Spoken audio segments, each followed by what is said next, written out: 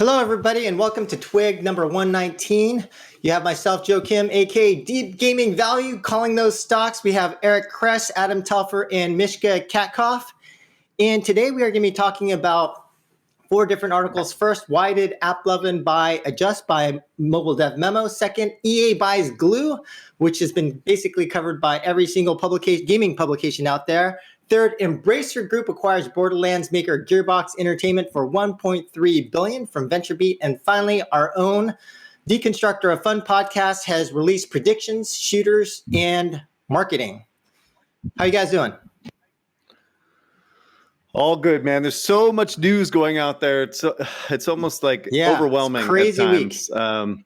Yes, it's a very crazy week. It seems like every week is crazier than the next, it seems. Yeah, we thought 2020 was a crazy year, but actually 2021 is another popcorn year, guys. It's nuts. Dude, what's left? What's left out there, dude?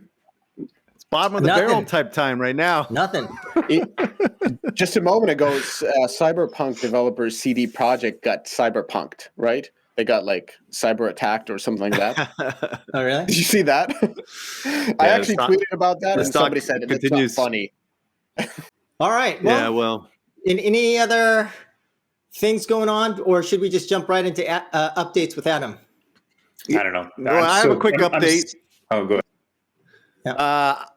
We have some feedback, not a lot of feedback, but I listened to the podcast last week, and I have to admit, the level of cursing was just out of control. I think I dropped so many F-bombs, and I have an excuse, of course, because I always have excuses, is that I was in excruciating pain sitting here with my knee was just completely jacked, and so I was feeling a little bit of a lot of pain the whole time. So maybe that got me a little frothy, but I will keep the cursing to a minimum. Even though I promise that I can't promise that I won't curse, but I certainly won't curse as much as I did last week. So I apologize for those that were offended. I was offended about myself, frankly. That's it. I take that apology. Okay, that's good. I accept it. Let's go into the updates. So first one, Leaf Mobile has acquired Eastside Games for nearly $160 million. So Eastside Games, a great studio, actually, like an amazing story of their focus on idle, especially the Trailer Park Boys game. And I think overall really great for the Vancouver scene. So Leaf Mobile is also another mobile game studio. They also, what they call, create counterculture idle games, which is basically a whole bunch of drug-inspired idle games. So what is it, like Cheech and Chong's idle games, these types of things. I don't really see a lot of success from them from Sensor Tower. But overall, it looks like Leaf is, doing some sort of a merger almost with Eastside Games, because Eastside Games just seems like a lot better of a business right now. So the overall deal looks like about $19 million actually in cash, and the rest of it is in Leaf shares, and of course contingent on performance.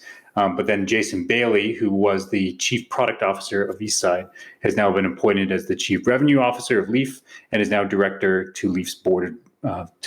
To Leaf's board overall. So it looks like it's less of an acquisition, but actually more of, say, a merger to buy expertise and offer Leaf's scale to Eastside Games.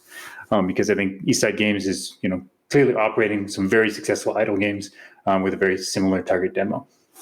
Yeah, I think I was reading a little bit of Slack chatter around that. It seemed like it's almost like a mini SPAC in Canada, where that was like created just to acquire Eastside, but in terms of their games, as far as I know, I thought Trailer Park Boys was doing pretty well. And for those who are interested, I know Eastside hosts like a monthly Zoom hangout. So if anyone's interested in that, I think you can ask me to get the contact info of the person who runs that. And Adam, you should join that. It's all Canadians. Yeah. The problem is that it's West Coast. I'm East Coast. So the time ends up being right in the middle of baby hour. So it's not great. All of Canada is the same. What are you talking about? It's like the Great White North, right? Like San Francisco, right. New York, same thing. No. We're talking about Canada, right? There is a distinction between San Francisco and New York, but for Canada, it's just Canada, right? Yeah, for sure. Yeah, absolutely. For me, GameStop, thank God GameStop is coming back down to earth. So all is right in the world when this stock is back to $5 to $10, but it is getting absolutely decimated, down back below 50 now. Right coming back down to where it belongs because this thing was ridiculous from the get-go. So feeling good about that. How about you, JK? What do you got? So first, I think one is a rumor going around about Epic Games going public, and this was based on a tweet from a former Jefferies employee. Jefferies is an investment bank, and this guy has taken an investor relations position at Epic. So word on the street is that this definitely means, according to some folks, that Epic is planning on going public. And so we'll have to, according to our buddy Matthew Conterman, if this is the case, then most likely they'll have to wait until all the lawsuits are cleared up before they do so. But I think we should expect for Epic to try and go public maybe at the end of the year or again after the lawsuits are cleared up. Second update from me, and this was sent in via an anonymous tip. And I don't want to, and just to be clear, I don't want to like throw like unnecessary shade on Unity. And by the way, my studio uses Unity and we love Unity, but just to get this discussion out there. So some I can do this update then. We use some Unreal. posts from former Tapjoy CEO Mihir Shah, and now he's a CEO of a company called Modimatic. And he's been really calling out Unity for, basically shading accounting, according to him, in a number of LinkedIn posts. And by the way, these are just allegations, right? These are just some things that he's saying. But over the past month, he has been posting about Unity not being forthcoming about how it reports its ad revenue, where, according to him, they're not publishing their publisher payouts, nor are they breaking out ad revenue more specifically. And instead, bundling the revenue as I forget what they call it, like create revenue or something like that. But I think the point he's making is that by showing net rather than gross revenue, not showing that publisher split out, they're able to show higher margins than, which is a little bit misleading. And he would basically like to see the specific ad revenue broken out from the Dude, bundle. We were talking about this months ago. What are you talking about? This is no big thing. Yeah, they buried their advertising and services to make themselves look like they're growing. We did mention that. Go ahead. So, and all they're doing is growing ad revenue, right? It's a total but almost Ponzi scheme. Okay, well, because that's not real growth for an enterprise software company.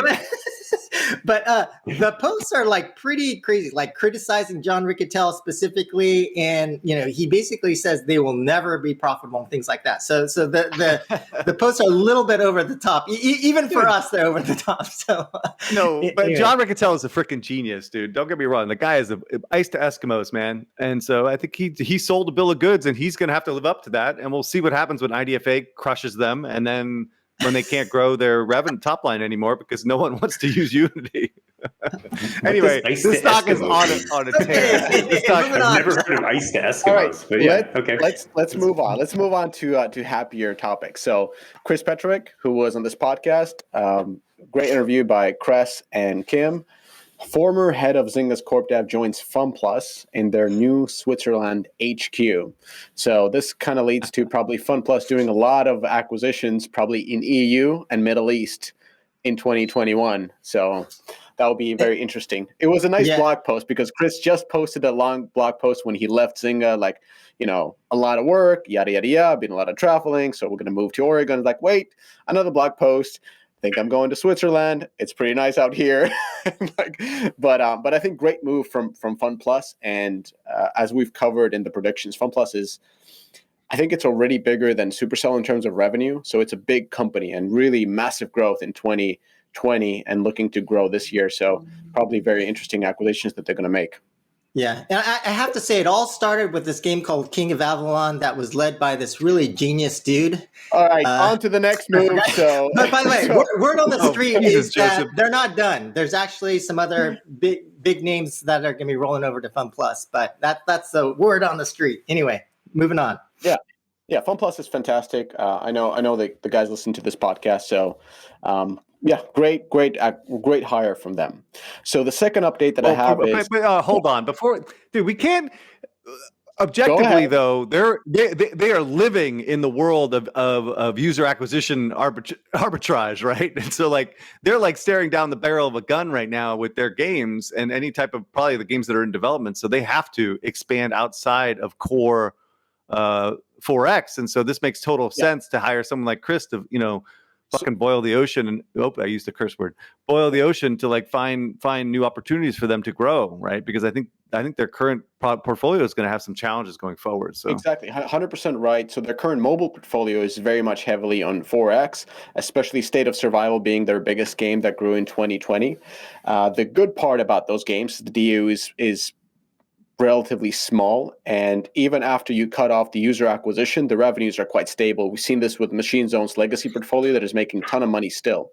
So what that means is they have a lot of time to do those acquisitions, several years, even if you cut all the user acquisition. So it's not as fast with IDFA with the 4X. And the second part is FunPlus already started with the even before the 4X games, they were browser heavy. So it's just a matter of time before we'll see PC SKUs out of those 4X titles, which we're already seeing with all the RPGs titles moving into to PC, like Plarium, and I think even Scopely might have some PC SKUs for their mobile titles. Anyway, let's talk about another update. So Supercell is looking for a game lead for Clash Royale. So this is very unusual because leads typically come from inside in the company through almost like if you will, a field promotion. And in a way, you can take this as a signal of change. It's almost like a new CEO coming out from outside, because this type of role is even shown as this is a mini CEO. That's how they see the game leads. So, but let's take a step back and look at the game Clash Royale. So the situation, as we've reported, is quite dire for Clash Royale. The revenues have halved and are pretty much the same as Heyday is today. So, and even on some of the weeks when I was looking in Sensor Tower week over week revenue, on some weeks Heyday actually had higher revenues than Clash Royale, which is pretty crazy. I think talking about difficult job, this is it. Like, you have to turn around a declining game. You have to lead a team of absolute monsters, really, really great developers, of which half of them have probably been working on this game since it launched, so they know it extremely well. And most importantly, you have to take this leadership probably over the Zoom, because you can't really meet with anybody on site. And I don't know. There are ways goals to victory, and I was kind of trying to think what would make sense for a game like Clash Royale, and if I would, mark three opinions of what could turn this game around. One is definitely bringing marketing to Helsinki for this game, because downloads have been declining, and if they would have a marketing person on hand in the team, I don't know if they do, but I assume that they don't, like in a typical Supercell matter. If they would have a marketing person inside the team, that would help them to stop the decline of downloads.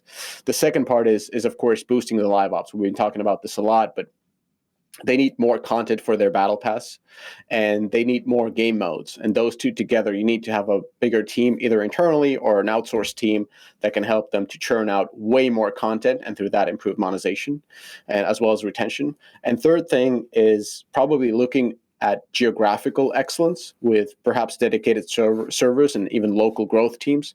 We've seen this working for companies like Garena. I think Netmarble is the one that publishes Lineage. So these companies have found a lot of success in BRIC countries by having these smaller, kind of like a small product team, growth team that helps to really monetize and work well in a certain region. I think game with such a giant audience like Clash Royale could also benefit by having a little bit different pricing and different approach of monetization in other than the sort of like Western countries. So those are kind of like my 3 points. I don't know. What do you guys think? Yeah, I don't think they're going to be starving for applicants here. Like, I think this is actually like a perfect job for somebody who's been head of live, big product mind from an existing kind of successful CCRPG game, right? You have a lot of fertile ground in terms of Clash Royale, and bringing in some expertise outside from Supercell, I think makes a lot of sense. Like, it's humble, but Supercell does have things to learn, and I think getting somebody who's driven live on some of these CCRPG games could actually change the fortunes here. Yeah. And overall, Supercell has a great team willing to make bold moves, right? To change the economy, to speed up live ops, invest in in-game events, right? So all the power to them. It's not going to be me though. I'm not smart enough to do this. Just none of it's not even four of us combined. I just want to make sure that was not self-serving for me. That was like someone who has done CCRPG games. Yeah, that's putting your feet to the fire right there, man. Such a big game and so high profile. That's scary. So all the power to them. I think this is a great move that they're taking somebody from outside, and I think really shows that they're looking to change. But yeah, awesome. It's my favorite game. So hopefully somebody who takes it over can put it back on the growth track. So do we want to talk about why did AppLovin buy Adjust? All right, guys, starting the news. Why did AppLovin buy Adjust? So in really big news this week, AppLovin announced that it acquired Adjust, which has a number of potentially pretty big industry implications. And for those in the audience who aren't aware, an MMP, which Adjust is, or mobile measurement partner, they basically enable game studios to tell where a mobile game install comes from. So say you're running a bunch of ad campaigns, an MMP will assign a source to installs that come into the game. So AppLovin, as most of the industry is already aware, is both a very major ad network and a collection of content game studios, including its hyper-casual company Lion Studios, and even including MZ, the hardcore 4X game studio. So in this article from Eric Seufert from Mobile Dev Memo, Eric suggests that that the $1 billion acquisition price floating around is likely too high and could be, quote, substantially less. And this is despite the $227 million raise in June of 2019 and a total of $250 million in investment to date. So in the post, Eric Seufert suggests three theories why AppLovin acquired Adjust. So first, Eric notes that Adjust likely has about $150 million of ARR, or annual recurring revenue. Hence, his first theory is basically just multiples arbitrage. So in short, financial engineering, meaning that taking the Just revenue, but then applying AppLovin's likely higher multiple against the revenue.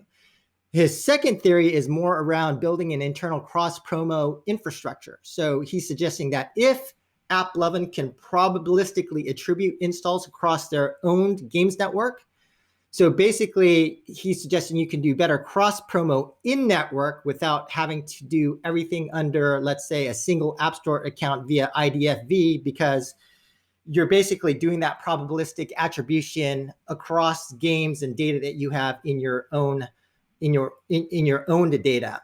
And so Eric then clarifies that fingerprinting for using probabilistic matching, if done entirely within your first party data, will likely be compliant with Apple's policy and further probably not even detectable by Apple in either case. So, and finally, Eric's third theory is that MMPs, even post IDFA, will remain valuable as iOS attribution moves to what's basically known as a conversion value game, meaning that in the new post IDF world with Apple, Adjust will still get info about conversion behavior from Adjust customers. So basically what this means is that you can get some data about conversion associated and attribution associated with users. It's basically what's called SK Ad Network has this postback parameter called conversion update value, where you can assign like a 6-bit value to a user,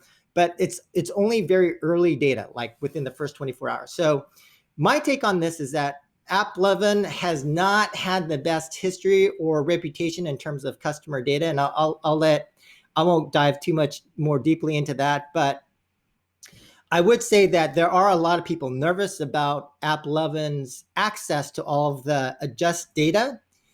And I think the full implications of this combination we'll probably have to basically talk about in a separate podcast. There's a lot to it.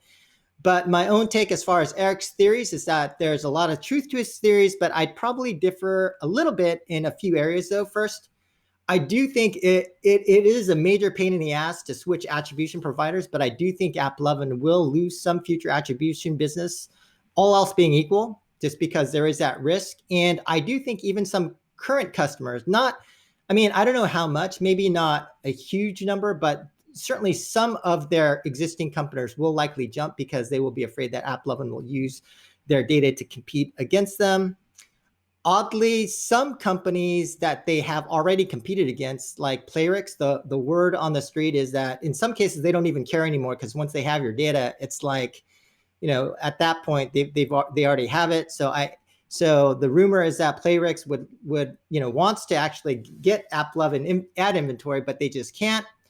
But also the other thing to watch out for is the potential new capabilities that will be enabled if this combination comes to pass. So there's some thoughts about auto ROAS and other capabilities that will come online if this combination happens. And we'll talk about that in the second podcast. Secondly, I think that I'm not a huge believer in the cross promo advantage. I'm not saying that Eric Seufert isn't right about the motivation, but I'm just skeptical about how effective it'll be. And then I think finally, my perspective on the conversion value management, I agree that that's likely to be valuable, but I think there's going to be a gap between the kinds of games that are able to take advantage of this data. So I think the games that are more casual, where early data actually has a more meaningful and significant impact, those are the kinds of genres of games that this data will be useful for. But deeper games, more mid-core, hardcore games where you actually need a longer set of data and data over time, that those games, I think they're going to continue to struggle in games like 4X and other more hardcore games where the data that they're going to get does not provide them a meaningful advantage against those genres. What do you guys think? I fell asleep. Sorry. I don't understand this stuff, and I don't really want to understand this. So I'll take Eric Seifert's viewpoint and move on. I think these guys are fucking brilliant operators, and let them do what they do, and hopefully they can manage it and work it through. Sorry, it's just kidding. Not that your description wasn't mesmerizing, but I just, every time I start hearing all this like rigmarole and poppycock and all this other stuff, I just fall asleep. So let's move on. Let's talk about something we know. Okay. Because honestly, I think that that story got the most chatter on the Deconstructor Fun Slack chat a long time, right? Yeah. Nobody cares about EA acquiring Glu, but man, vertical integration in this industry. Okay, anyways, EA buying Glu. So Glu Mobile has been acquired by EA, and it's targeting the end of Q2, so June 31st. Glu was valued at $2.1 billion. So that's roughly $12.50 a share, which is a 36% premium from last Friday's closing. So note that it's technically $2.4 billion if you include the cash in hand at Glu. So looking at Glu, $1.32 billion in bookings in the last 12 months. And on a percentage-wise breakdown, we're looking at Design Home on top, 36%, MLB Tap, roughly 16%, Covet Fashion, 14%, Kim Kardashian, 11%, Disney Sorcerers, roughly about 10%, and then Diner Dash combined around 8%. So really, at first blush at this deal, right, this is really like a pretty good match for EA. So like in terms of IP fits, right, like you've got Sims on EA side struggling to capture the lifestyle business versus Design Home, Covet Fashion, Kim Kardashian. All these games and all these developers have built up expertise that will work very well for Sims. Then you've got FIFA and Madden, of course, struggling to grow versus MLB Tab Sports, right? Overall, EA Mobile Publishing has been overall very stagnant. We've covered this a lot. And ideally, Glu, user acquisition and growth talent can actually reinvigorate their overall mobile business, right? So Jeff Karp, who's now the head of mobile for EA, right? This is also a good match with Nick Earl, who's the current CEO of Glu, who actually was the ex-head of EA's mobile division. These guys worked together in the past. So obviously it's as we called it on the Slack channel, bringing the band back together again a bit. So from Andrew Wilson, the quote is, "We did this deal because we believe mobile is the fastest growing platform on the planet." When I read this bullshit, okay, excuse my language, Andrew Wilson, who has ignored mobile for 6 freaking years, and now he's out there perpetrating this nonsense. Are you kidding me? Shut up, Andrew. Let Jeff Karp talk, or Laura Miele. You've done nothing in mobile. Nothing in Andrew- mobile, Andrew. Go ahead. Andrew did this specifically to target Eric. Yeah. Just to piss Yeah. Eric Trigger. off. Trying to incite violence with this stuff. Enough of this. Let's see if we can get the square total over last week. Okay, so so specifically, this creates a market leader in life, or Glu is a market leader in lifestyle and sports. They want to bring that over, and Glu will be able to build games based on EA's IP using Glu's marketing expertise to grow. So, from his quotes, if he's correct, I think this will be a good match. Overall, this also doubles the bookings for EA's mobile division, roughly. So you're looking at about 15 Glu games at 544 million compared to EA Mobile's current 779. Miska, you want to go through some stats? So I'm gonna go through some objective look before we get the JK's hot on the street take and Eric's opinionated take. So when we look at 2020 for Glu, it was a good year. They grew by 35%. The 5 games, Adam, that you mentioned, Design Home, MLB, Covet Fashion, Mktg, as well as Sorcerer's Arena, they all make 94% of all the revenues of Glu. And when we look at these top 5 games, top 6 games, we're talking about Design Home growing 18%. And that game is, as you said, Adam, makes 37% of all the revenue. MLB, I don't know how they do it, but every year they launch a new MLB game, just a new SKU. And again, this year they made over 100 million with the latest 100 million in net revenue with the latest MLB, while pretty much all of EA franchises, sports franchises, declined. So that was fantastic. I don't know if it's because of baseball was somehow COVID proof, but I know that NBA declined. I know that Madden declined, but somehow MLB did really great. Covet Fashion, really, really old title. Like this is before Design Home. They were up by 28%. Mktg, I don't even remember how old Mktg is, but we have a deconstruction by on the blog by Joe Traverso. I don't remember when he wrote this, but I remember being really young when he wrote this. That game is up by 116%. And then Sorcerer's Arena, they're doing exactly as well as we've predicted. So that's about 30 million in net revenue a year. So that was no surprising. So what I want to just mention by this is we can clearly see that they are able to grow really, really old games, or they're forever franchises, if you will. Now, when it comes to new games, that's a little bit of a different picture. So we got WWE that tanked, and there's a really crazy competition around WWE. There's all kinds of games. Even the card game by Take-Two is doing really well, actually. They got Deer Hunter, which used to be their kind of forever franchise. I think that one is kind of tanked. I know that they talked about how much revenue that game can make. I think Nick Earl mentioned it in some kind of a investor release. I don't want to misquote, but I think they were talking about something like 70 million in revenue for Deer Hunter, the next version. But anyways, that game is not looking to do that great because we have 10 Square Games, which is the publisher behind Fishing Clash. They've released Hunting Clash, and it's looking pretty well. And Fishing Clash is just pretty much the same size of game as FIFA, to be honest. There's no new games from Crowdstar, not since Design Home, which was published before Glu bought Crowdstar. And we see that the whole customization genre is actually under tremendous attack. We got AppLovin and everybody just making all kind of match 3 versions of customization. We got Finnish Reworks making exactly the same game and so forth. So not exactly the same game, but exactly for the same audience. The question is, will they do more RPGs? I think sure. The Sorcerer's Arena is not a bad take, and it really shows they can work with an IP. The team behind, I don't know if that's exactly the same team behind Sorcerer's Arena that made Star Wars Galaxy of Heroes, but those are the Capital Games guys. Okay, hold on. Come on. There's no effing way they do another RPG. What a train wreck that game has been. But moving on. It's done exactly what it could do. Like it's exactly what we think it could have done, but not what they thought it could done. And the amount of money they spent like 4 or 5 years developing that mother trucker, and it barely eked out 30 million, right? Eric, it's done exactly as well as Looney Tunes by Scopely. It's done exactly the same as any Disney RPG. So no. Right, anyways, let's move on to the next one. And then sports games. I know that MLB is doing great. I think they did a football game back in the days. It's interesting to see if they will add more sort of a tap sports title to it, maybe hockey or something like that. And then cooking games that used to be Glu's forte. They bought the studio that makes those diner dashes.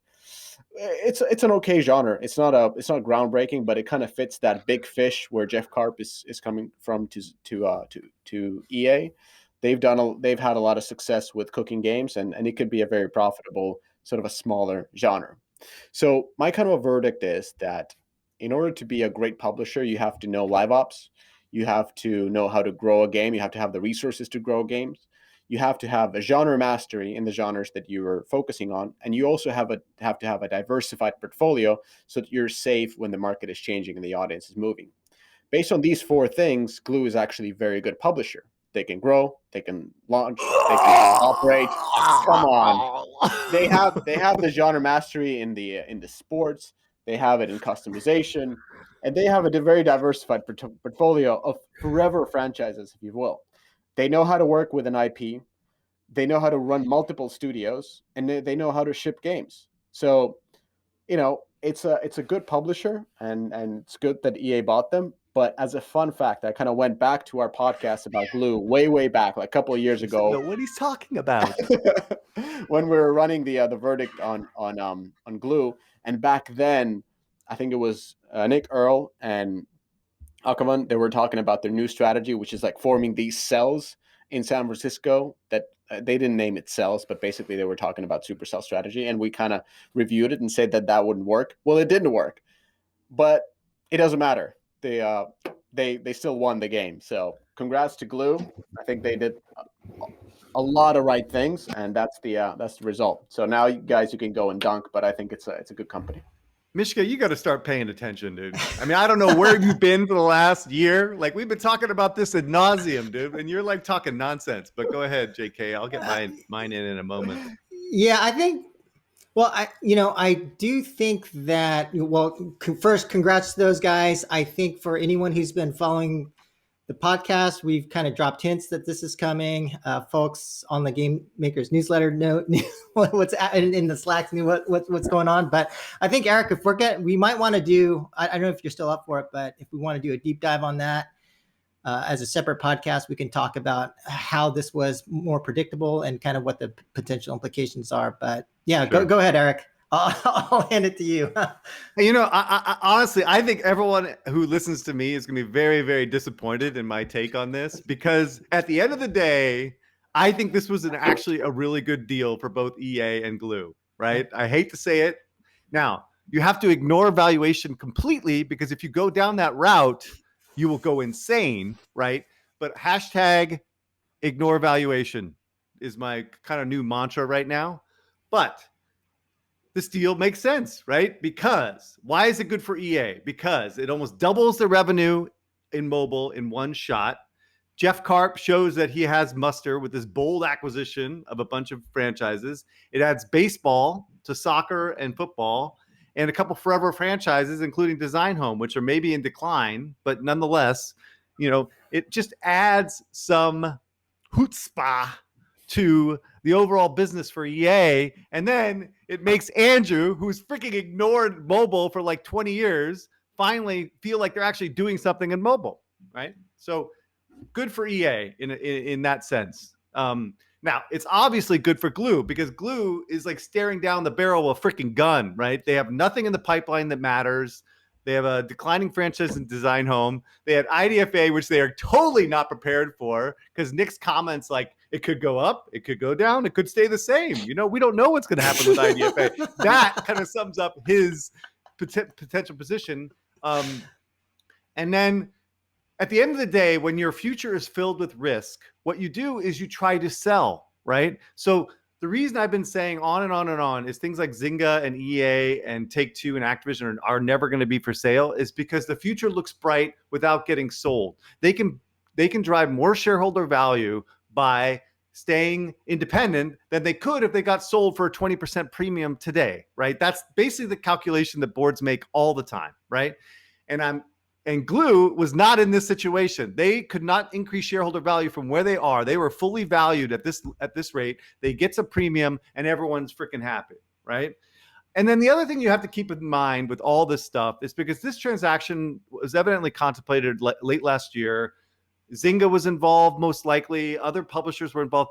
all these guys know each other, right? These guys are all like fraternity brothers from EA that grew up together. Nick, Frank Jabot, Jeff Karp, to somewhat Andrew, but he was kind of in Europe, so no one cared. But like fundamentally, like all these guys know each other really well. So it's like these deals are happening because of these relationships, right? So I think what happens if you would completely ignore valuation, because then again, my head will explode.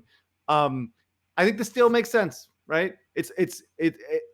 I have to say it's not very good use of capital for EA. Like they've had $4 billion on the balance sheet for a long time and shoveling out $2.1 billion. Okay, sorry, I'm supposed to hashtag ignore valuation, but shoveling out $2 billion for this cash seems insane. And investors are not going to are feeling that a little bit. But from a strategic perspective, if they want to get involved in the fastest growing segment of interactive, finally, I can get behind this to some degree. Yeah, I do think one of the things we've seen from EA is they don't have good ideas. So, like, what else are they going to do with their capital, right? Right. So, and we're going to talk this about in a bit with Embracer on the next thing. But like, yeah, exactly. It's like, what else can they do? And the irony behind this whole thing, not the irony, but what's going to happen though is they're going to have an amazing year in mobile this year, right? And Jeff Karp is going to be doing his job of growing this business, and it's going to be buried within these acquisitions that that aren't accretive necessarily, particularly early stages. And it won't matter like how they perform going forward. It's just something at point in time type thing. So anyway, we'll see. My clients are not so enthused with this idea of acquiring this thing, but I think again strategically it makes sense. All right. Any other comments on that? Nope. All right. Another story. Embracer Group, my favorite, acquires Borderlands maker Gearbox Entertainment for $1.3 billion. So I guess where should we start? So they're basically 550 developers at Gearbox. And they're also they also announced that they're buying Easy Brain, which I don't know anything about, so I'm not going to even comment on that one. But under the deal with this is very, very important to understand. That $1.3 billion is based on an earnout, right? So basically, the amount of consideration they're doing is around $360 million initially for the company, and then they get an earnout of almost $1 billion over the next 6 years. So that's a completely different structure than just acquiring it outright for like $2 billion, like Glu. So about your Gearbox. Gearbox has been around for like 30 years, right? They have Borderlands, Brothers in Arms, Homeworld, and Duke Nukem. Those are the big IPs, Borderlands being obviously the biggest. And the thing is that you have to understand 2K owns the distribution rights to Borderlands. So anything in the Borderlands franchise is still owned by EA going forward, as far as I understand it. And then any other products that are in development related to the Borderlands franchises are 2K's. And so about Embracer, obviously we've talked about Embracer before, but they're like a parent company that owns a ton of games businesses. They started off with THQ Nordic. They have like franchises like Saints Row, Goat Simulator, Dead Island, etc., Mktg. And basically they bought this company and it has about $123 million in sales, right, for the last 9 months, which I think includes Borderlands, but I'm not 100% sure. But nonetheless, because of their deal with 2K, they don't really retain as much revenue as you would think for a Borderlands game, which did about 10 million units. So where to start here? First of all, these VentureBeat guys are journalists. Like they actually covered this thing relatively completely. They kind of had all angles covered. So I have to appreciate that a lot, except for the misleading headline about 1.3 billion. It was not 1.3 billion. Like, I think the Herculean task of what they have to do in order to earn that 1.3 billion is pretty onerous. But nonetheless, let's try to get more articles from VentureBeat and less about Tweaktown, Mr. Joseph Kim. So anyway, I know I say this a lot, but Randy Pitchford, the head of Gearbox, is a fucking lunatic. And I'm using the F word appropriately in that point. He is a lunatic. He is kind of a bit of like evil genius type person, right? As far as I understand it, he is known as one of the biggest overpromisers in the business, right? Aliens, Borderlands. His general operation strategy is to create the most amazing freaking vertical slice you've ever seen in your life. 5 to 10 minutes of gameplay that becomes the centerpiece of all things in terms of expectations for these games. And then after that, the title is perpetually delayed, and then it comes out and it looks so far below the vertical slice that everyone's super disappointed and rips them a new one, right? This has happened time and time again, right? With the 3 major franchises, Aliens, Brothers in Arms, and I would say Battleborn, as well as Borderlands to some degree. So anyway, by the time the dust settles, and 3 years later, when he comes out with another game, everyone seems to have forgotten that this is what he does, right? He does it over and over again. So they are not a prolific developer. They have 550 people, but they make about a game every 2 years or something. And basically, over the last 10 years, the only thing really significant that they've delivered is Borderlands. Battleborn was an absolute bomb. Aliens was the biggest profound disappointment, I think, in a long, long time. Expectations were so high based on the visual fidelity and the expectations of gameplay, even like the story-based gameplay just was not there. And frankly, Borderlands 3 disappointed in a lot of ways too, because it was the last Borderlands 3, right? Anyway, it was basically the same as Borderlands 2, and it just didn't feel much different. They didn't add all these things. It's like, and I think we talked about this in the podcast, it was like Division and Destiny never happened because nothing had changed with the Borderlands formula. So anyway, the deal. So I think the deal is a really testimony to the risks associated with dealings with someone like Randy at the company, right? The earnouts are relatively common, but $1 billion of earnouts over 6 years,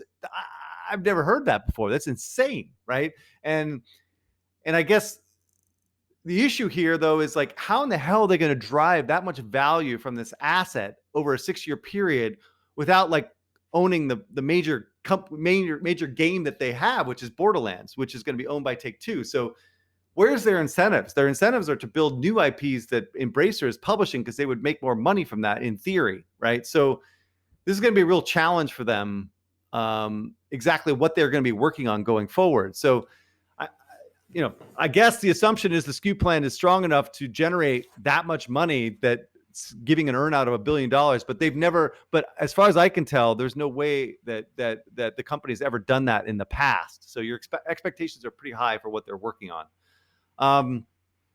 So yeah, this deal will make sense if they can execute, but since his history is delay, overpromise, underdeliver. I think this is a very, very risky deal for Embracer. So I guess what I would say for Embracer, I still get more and more concerned with these guys every day, but evidently we're going to be talking to them. I don't know if they're going to want to talk to me, frankly, but this is like it's a collection of questionable assets that may or may not deliver going forward. And dealing with people like Randy is freaking impossible. I've heard horror stories from Ubisoft, from Take-Two, from everybody that's worked with Brandy. It's like really, really hard to deal with them. So the notion that they can get like a SKU plan out of this guy in the next 6 years to generate that much money just seems impossible to me. But maybe I'm not thinking straight on this one. And then also is, what if he misses these milestones, right? What if he misses like the milestone for the first game, and then part of that $1 billion is off the table, and then he misses the next one, and then the next one, and then it's like, what's the opportunity there? Nothing, right? So he's like, I'm out. I'm done, right? I can't make any more money with this earnout. Why am I going to stick around, right? I'm over. So anyway, it could go off the rails really, really fast. So we will see. But again, I guess the last thing I'm going to say about this is that, I think everyone needs to kind of ask themselves, like, these assets like Codemasters have been around since 1986. Glu has been around since 2005. Gearbox has been around since 1999. So why are these assets haven't been acquired until now, right? Have things materially changed in their businesses to justify these valuations, or the acquisition just in general? So I think basically this is, the whole industry is in this spot where deals make sense no matter what the valuation is. So that's why #ignore valuations is my new mantra, and just think on the strategy side for all these companies. All right, JK, what do you think? So I actually really like this deal a lot. And I would probably take the flip side of the view in terms of the deal structure, in that actually will then better align the acquisition in terms of, sure, if Gearbox performs, then they get that $1 billion earnout. But if they don't, then it becomes a good potentially synergistic deal with the rest of Embracer Group. So, we do have a talk scheduled with these guys, so we'll be able to hear their firsthand account in terms of their strategy and how they are thinking about the business. And I will also publish, I realized that I didn't publish this podcast that we had recorded with Sean Haran from Gearbox. It's about the future of PC games, but Sean also talks about Gearbox's business in that panel discussion. And in terms of Embracer Studios overall, I don't know a lot of the studios part of that group, but I do know some of the folks at Thinking Ape. And I do have to say that some of the folks at ATA are some of the deepest thinkers in the industry. And honestly, just honestly speaking, most of the studios, any of the most sophisticated studios that I meet with, I rarely hear anything that I haven't already heard before, anything new. But I will say some of the ATA guys are really, really deep thinkers and very, very smart guys. And so I do think it'll be great to hear from them and how they are kind of aligning, incentives in the future in terms of deal structure and things like that. And I do think that if you think about strategically where the world is headed, and the world is increasingly going cross-platform. So in my view, Gearbox, as a platform for HD is super valuable. And so if there's potential, yeah. All right. Sorry. I want to agree with you on one thing, and I think I didn't mention it, but they are in mutual paths, right? Like I think this deal structure is really smart in the sense that they are working on they are 100% aligned in terms of what needs to happen, right? Right. So I agree with you on that. The fundamental problem with these assets, Codemasters, Gearbox, and others that have been acquired recently, is that they don't have the capability of executing against their mutual, benefited path, right? To some degree. And on top of that, software as a service and building out these tools and things that are all like the rave or whatever. These assets have never done that. Like Borderlands missed the mark completely in terms of this. They have a download strategy, a content strategy, which is like super old school, right? But they don't really have as much live services going on as other games. Now, I think they've improved it a little bit, but my fundamental problem with this is that these companies are not where the market's going. These are where the markets have been. And so everyone's applying these valuations based upon the expectation is that they can deliver where the market is going. Right. But I think you could see a path in terms of, because if you look at the overall Embracer Group, like some of the folks that they have, whether it's, Kengo at Deca, the ATA guys, these are guys who really deeply understand live ops very, very well. All right, final two articles from Deconstructor of Fun. We got a prediction on shooters, and we got the predictions for marketing. So the shooter prediction was written by myself, Adam, Alex McMillan, and Iona DeGaro. So shooters is the fifth largest genre in mobile with 2.1 billion in net revenues during 2020. And it's so interesting because both the installs as well as downloads are going up. I know in the beginning we talked actually about idle games and the idle game acquisition. I don't remember which one, Leaf Group or something like that. I actually checked idle game. I'm jumping to another topic, but I checked idle games. Idle games had zero growth in downloads. So, kind of comparison. Anyways, during 2020, the revenues boomed up by 38% year over years, while the installs clocked at 2.7 billion, growing 31% compared to 2019. And this 38% of revenue growth happened despite the massive hole created by Fortnite and not calculating PUBG China, as well as not calculating the revenues from Japan, Knives Out, and so forth. So calculating out all the Asian games, still massive growth. And the growth also kind of created some entry barriers. So we know that the entry barriers are that this genre has some of the heaviest live content operations in the industry. An insane amount of cosmetic content, tons of new game modes. PUBG's battle Metro Royale is a good example of that. Through the cosmetic content as well as the new game modes, they drive retention, and that drives also monetization. And the problem is that requires an army of developers. So when we were writing this, we were kind of thinking about like how to find the blue spot in the red ocean of shooters. So we know that there's a strong demand because on average, shooters get 20 million installs. We understand that there's a big underpricing strategy going on that has created these entry barriers because the overall revenue is up by 38%. Nevertheless, the top 4 shooters, which is Call of Duty, PUBG, Garena Free Fire, and Fortnite, their slice of the revenue grew from 75% of all revenue to actually 90% of this growing pie. And as the revenue is concentrated, the installs are up. So you can't compete with the existing, but it's clear that the more installs, because there's more installs and the share of installs of the top 4 is smaller, it means that there's more demand. But at the same time, as these new games come out, they're trying to compete with the same monetization model. So that led us to thinking about what would be the blue spot that uses a different monetization model. So a part of sniper games, all shooter genres on mobile pit players in direct competition. And while they incentivize players to collaborate, only few of them offer actually character classes and ways of players to specialize. So most importantly, the lack of any form of power progression puts all emphasis on skills, and thus can become off-putting for more mature audience that can't keep up with the young guns. We've talked about playing Apex Legends and other games, how difficult it is to get in. So our conclusion, this is a long 26 pages, you can go and read it. Our conclusion was basically that you need to think more like Tarkov or Warframe to compete in this genre. And that allows you to pick up the blue spots in this very red ocean of shooters. So any comments, JK? No comments. I've heard a lot of great feedback about the shooter predictions. I need to go and read them.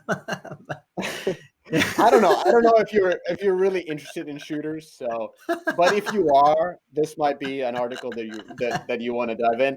It kind of it was hard to summarize it because it took us a while writing this. Naturally, we were all very interested in the whole genre, and Adam is a long writer, so it took us a month to write it. But it was interesting mental exercise of what makes sense in the shooters. Yeah, the feedback's been excellent though. Yeah, no, this is a great piece. Talking about it. I got nothing on this one. All right, last one. Good job. So last one is the prediction on marketing, and this is the last prediction that I'm going to talk about this year. I'm so happy to be done with them. Anyways, so summary. So this is from Eric Sufert. So summary of IDFA deprecation leads to a few things. One is, as in JK's last podcast, CPMs are down dramatically. Number 2, decline of CPIs due to decline of CPM benefits some, but hurts those who need targeting. And this means basically hurting companies that's portfolio is very high on DAU and very high on ad monetization, as well as companies that have a low DAU games with a very high monetization. Retargeting will become more difficult. There's no workaround such as fingerprinting or emails that makes any sense.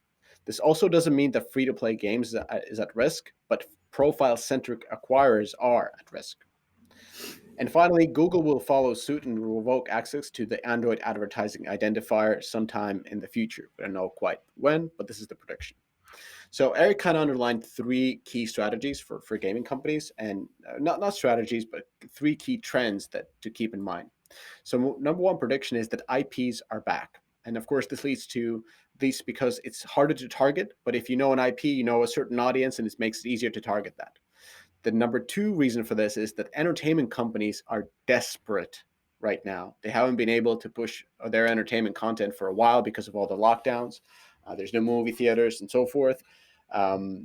They really want to offer all their IPs. And number 3 is entertainment companies look for added engagement. So we see a lot of streaming platforms doing extremely well.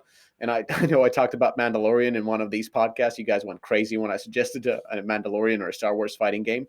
But what I mean by that is that these entertainment companies, they're looking for other avenues to engage with players. And because games have been such an insane growth during the lockdowns, it makes sense for them now to look at games in a different manner. Second prediction was that product marketing managers are back in business. So you can't rely on creative performance to understand audiences anymore. You have to actually analyze your own audience and not leave it to Facebook or Google. And you also have to pursue broader audiences. So marketing managers kind of there between advertising and product, and the role of these people will become more and more important in order to analyze and in order to make the right decisions as you're growing your games. And number 3 is mixed media channels. So because of the broader audience that the games will be targeting, you'll be also using a much broader set of channels. And this will lead to greater demand for measuring incrementality because there are so many channels, and And yeah, so those are the three key predictions from Eric. And I read through this a couple of times, and I think it makes all the sense. It'll be interesting to see this all of this unfolding in 2021. Yes, big questions are be answered in theory. So we'll see what happens. All right, cool. Yeah. Cool. I think We're that's done. it. All right, guys. Using a new platform, Squadcast was a disaster, but the first time is always the hardest. We lost video a couple of times. We lost Adam. We lost recording. We had to restart, but it was a good episode. A lot of good news covered. All right. Catch y'all later, everybody. All right, bye. Bye.